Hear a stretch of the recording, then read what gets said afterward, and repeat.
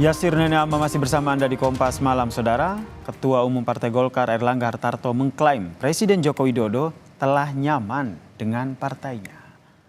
Erlangga mengklaim Joko Widodo dengan Partai Golkar telah rapat, bahkan telah sejalan beriringan, Saudara. Bahkan sejumlah iklan partainya menggambarkan kedekatan dengan Presiden Joko Widodo.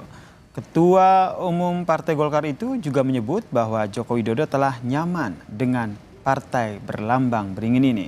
Saat ini Saudara, Golkar memang tergabung dalam pemerintahan Joko Widodo dan juga Maruf Amin. Sejumlah kadernya pun mengisi kursi menteri di dalam Kabinet Indonesia Maju.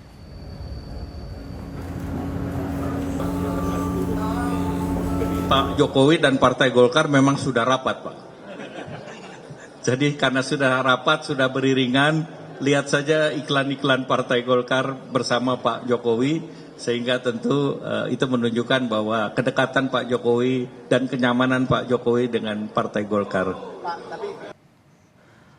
Lantas apakah Presiden Joko Widodo ini dekat atau bahkan nyaman dengan Partai Golkar? Kita ulas bersama dengan Direktur Eksekutif Parameter Politik Indonesia, Adi Prayitno. Selamat malam, Mas Adi.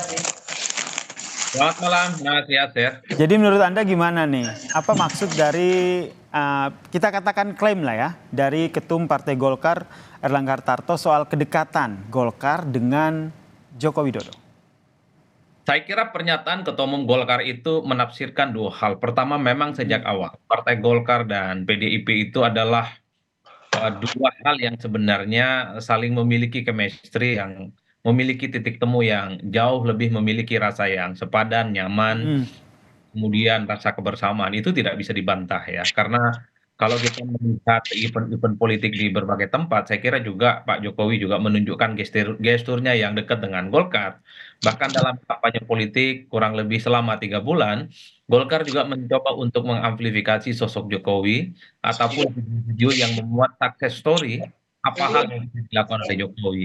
Jadi itu yang sebenarnya ingin ditafsirkan. Jadi kalau ada orang bicara tentang bagaimana hubungan Golkar dan Jokowi, ya saya kira itu adalah pertanyaan yang salah karena tak bisa dibantah Golkar Jokowi itu sangat identik. Nah, yang kedua yang menarik, ini mungkin saja yang kemudian membuat kenapa publik belakangan itu ramai soal bagaimana kemungkinan Pak Jokowi itu menjadi bagian dari Golkar. Apalagi misalnya sejumlah elit Golkar mengatakan Golkar itu adalah partai terbuka. Apalagi yang mau punya keinginan bergabung dengan Golkar adalah sosok seperti Jokowi, mantan presiden 2 periode, punya nama besar, punya legacy. Tentu ini cukup penting bagi Golkar sebagai bagian menjadikan Pak Jokowi sebagai keluarga besar nantinya. Cuman kan yang menjadi tanda tanya itu adalah kalaupun toh Golkar tertarik untuk menjadikan Jokowi sebagai bagian keluarga besarnya, lalu posisi apa yang akan dianggap sepadan dengan Pak Jokowi? Ini yang kemudian belakangan selalu dikaitkan dengan ya mungkin Pak Jokowi akan ditempatkan pada posisi dewan-dewan tertentu, entah itu dewan pembina, entah itu dewan kehormatan, atau dewan apa yang saya kira ditempatkan di posisi yang Oke. cukup. Ini kan kalau kita lihat kan dari sisi Golkarnya ya, merasa udah rapat, udah berjalan seiringan. Tapi menurut yang Anda baca begitu dari gelagat politiknya Joko Widodo sendiri seperti apa? Kalau dari Pak Jokowi sendiri per hari ini kan Pak Jokowi masih ingin pulang kampung setelah tak lagi jadi presiden. Pulang Terutama kampung ini ke PDIP atau gimana nih? pulang kampung ke Solo. Oke, harus Ingin diklirkan soalnya itu. membangun Solo bersama dengan anak cucu. Itu kan statement-statement yang sering kali kita dengar dari Pak Jokowi Hmm. ya, pasca Pilpres 2024 usai setelah serah terima jabatan 20 Oktober, Jokowi tidak ingin cawe-cawe dalam urusan politik elektoral. Tapi kan publik tidak pernah berhenti mengaitkan bagaimana Pak Jokowi itu terlihat misalnya punya intensi untuk terus mempertaruhkan atau mempertahankan pengaruh politiknya di masa yang akan datang karena mengingat di situ ada Mas Gibran yang Hmm. saya kira sebagai titisan politik dari Pak Jokowi.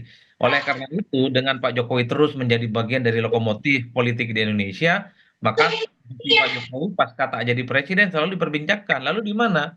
Publik mengaitkan dengan Golkar, Mas. Kenapa Golkar? Karena Golkar ini adalah partai politik yang besar yang saya kira di 2024 ini akan signifikan kekuatan di Hmm. parlemen. Dan disitulah sebenarnya pengaruh posisi politik, termasuk daya tawar politik Pak Jokowi akan semakin diperhitungkan oleh publik. Tapi kalau Pak Oke. Jokowi punya partai, apalagi misalnya bergabung dengan partai kecil seperti PSI, saya kira kekuatan dan pengaruh politiknya tak akan sekuat saat ini. Oleh Jadi karena itu, menurut Anda Joko Widodo jika ingin punya peran di pemerintahan mendatang harus punya kendaraan politik dan kendaraan politik ini harus partai yang besar seperti Golkar, saya jangan kira partai kecil deh seperti PSI.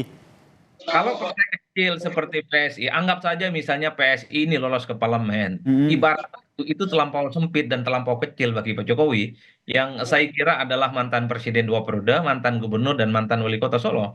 Ini yang saya kira bahwa kalaupun toh Pak Jokowi ingin punya presiden, maksud saya punya partai politik di luar Mm. PDIP, ya satu-satunya partai adalah Golkar tentu saja, karena per hari ini misalnya belum ada sosok yang secara sentral menjadi magnet di mana Golkar itu diperhitungkan dalam konteks di eksekutif. Kalau di Gerindra tentu di situ ada Pak Prabowo Subianto ya. Termasuk Erlangga Hartarto. Kalau dalam konteks politik elektoral Pilpres di eksekutif ya saya kira memang Pak Erlangga Hartarto kan tidak bisa dibandingkan dengan tokoh-tokoh besar lain di luar Golkar. Pak Jokowi mungkin adalah opsi yang paling mungkin untuk Mm. diperhitungkan menjadi bagian dari Golkar.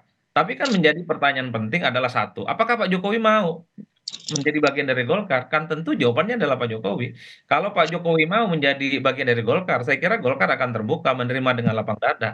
Pertanyaan Mm. selanjutnya adalah apa kira-kira posisi strategis yang mesti diberikan atau didapatkan oleh Pak Jokowi? Bagi kita yang melihat dari jauh, ya ketua umum, Mas. Nggak Nah ada itu dia pilihan. sebenarnya pertanyaan saya selanjutnya begitu. Kalau seandainya masuk ke Golkar, posisi yang cocok untuk Joko Widodo ini apa gitu?